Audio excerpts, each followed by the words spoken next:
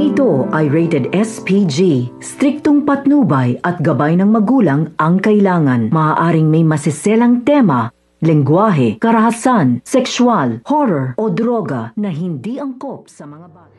So guys, malakas ang pakiramdam nga nito ni Lucy na si Farah ang may kagagawan kung bakit nawawala si Darius. At hindi naman umaamin nitong si Farah sapagkat wala nga ito sa tamang katinuan kung kaya't ngayon ay hihingi ng tulong etong si Lucy kay Apo Berta upang gawin ang astral travel at doon ay makakita siya ng mga sign kung nasaan nga ba matatagpuan itong si Darius.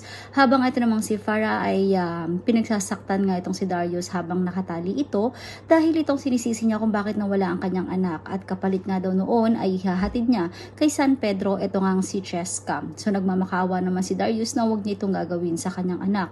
Subalit hindi nga makikinig si Farah dahil nawalan din daw nga siya ng anak at para patas nga ang lahat.